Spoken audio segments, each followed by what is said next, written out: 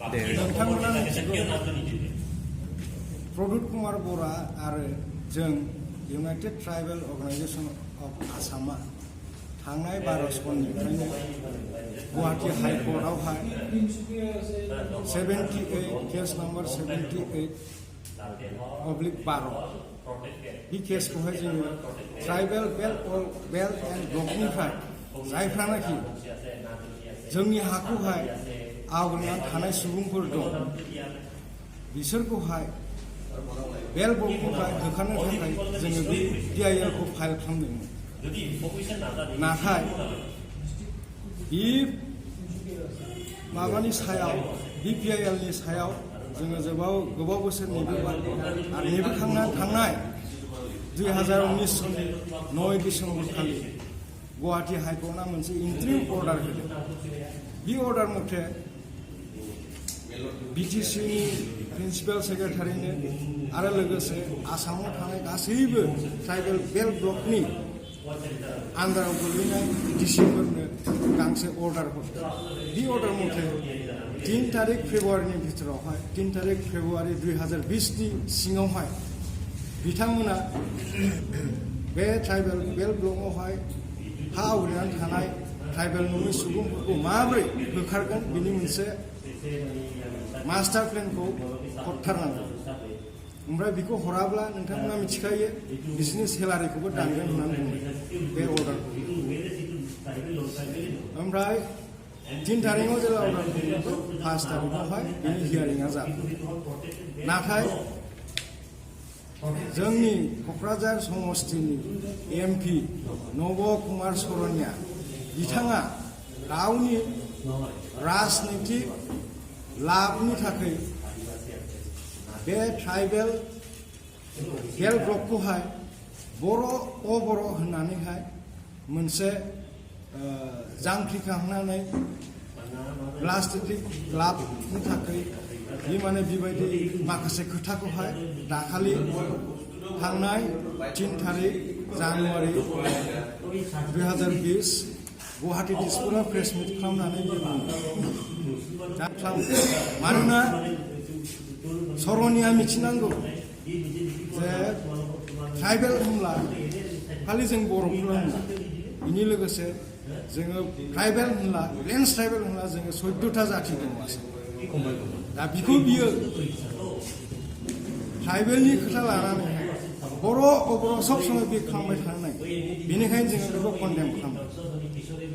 लोगोसे आरोबाव बियो जोंनि बर' रावनि सायावहाय बर' रावनि एगेन्स्टआवहाय सब समय खोथा बुङो। नाथाय बियो सरनियाया मानो दिनै बराङाव बाङालि भाषाया अफिसियेल भाषा जाबाय नाथाय मानो बिथाङा सिरि थाखो बिनि फिननायखौ बियो जोंनो होनांगौ। ओमफ्राय आरोबाव लोगोसे माधव राजबंशी होननाय बिथाङा बर' सुरक्षा परिषदनि गोजौ थाखोनि लिडार, बियो मिथिखागौ गाव राजबंशी आरो बे 1985 सननि जिनाखि बेल्ट ब्लक संशोधन आइन बहाय जि बुंनाय दङ आनडिभाइडेड गवालपारा डिस्ट्रिक्टआव थानाय राजबंशी, सावथाल, नेपालि बिदि खालामनाय गुबुन गुबुन जातिफोरबो दंबावो, बिसोरो बेल्ट ब्लकआवहाय थानो हागोन। ओमफ्राय बिसोरहा जेबो खहा जाया। नाथाय बेखौ मिथिना लाबाय बिथाङा मा खालामदों, नब सरनियानि खोथा मथे बियो बादला बादलि खालामनानै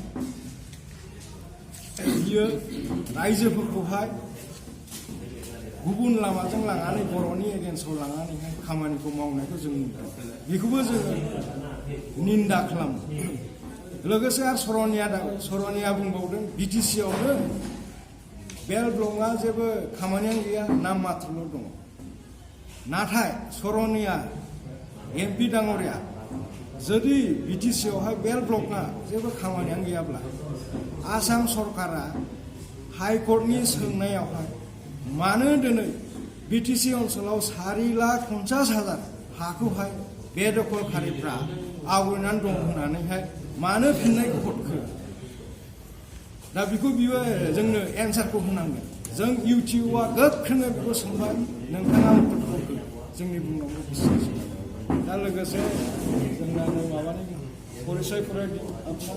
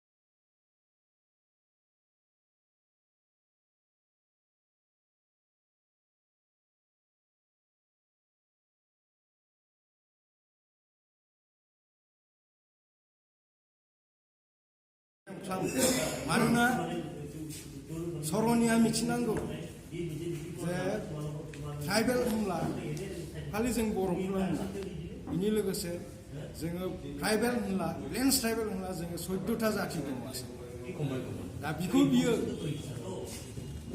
ट्राइबेलनि खोथा लानानै बर' सब समय बे खालामबाय थानो नागिरो बेनिखायनो जोङो बेखौ कन्डेम खालामो लोगोसे आरोबाव बियो जोंनि बर' रावनि सायावहाय बर' रावनि एगेन्स्टआवहाय सब समय खोथा बुङो नाथाय बियो सरनियाया मानो दिनै बराङाव बाङालि भाषाया अफिसियेल भाषा जाबाय नाथाय मानो बिथाङा सिरि थाखो बिनि फिननायखौ बियो जोंनो होनांगौ ओमफ्राय आरोबाव लोगोसे माधब राजबंसि होननाय बिथाङा बर' सुरक्षा परिषदनि गोजौ थाखोनि लिडार बियो मिथिखागौ गाव राजबंसि आरो बे 1985 सननि जिनाखि बेल ब्लक संशोधन आइन बहाय जि बुंनाय दङ आनडिभाइडेड गवालपारा डिस्ट्रिक्टआव थानाय राजबंसि सावथाल नेपालि बिदि खालामनाय गुबुन गुबुन जातिफोरबो दंबावो बिसोरो बेल ब्लकआवहाय थानो हागोन ओमफ्राय बिसोरा जेबो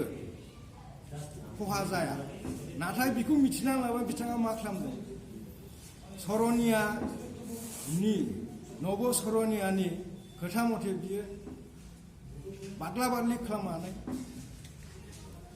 बियो रायजोफोरखौहाय गुबुन लामाजों लांनानै बर'नि एगेन्स्टआव लांनानैहाय खामानिखौ मावनायखौ जों नुदों बेखौबो जोङो निन्दा खालामो लोगोसे आरो सरनिया बुंबावदों बिटिसिआवनो बेल ब्लकआ जेबो खामानियानो गैया नाम मात्रल' दङ नाथाय सरनिया एमपि दाङरिया जुदि बिटिसिआवहाय बेल ब्लकआ जेबो खामानियानो गैयाब्ला आसाम सरकारा हाइकर्टनि सोंनायावहाय मानो दिनै बिटिसि ओनसोलाव 4,50,000 हाखौहाय बेदखलकारिफ्रा आवग्रिनानै दं होननानैहाय मानो फिननायखौ हरखो दा बेखौ बियो जोंनो एन्सारखौ होनांगोन जों इउटिउबआ गोख्रोङै बेखौ सोंबाय नोंथाङा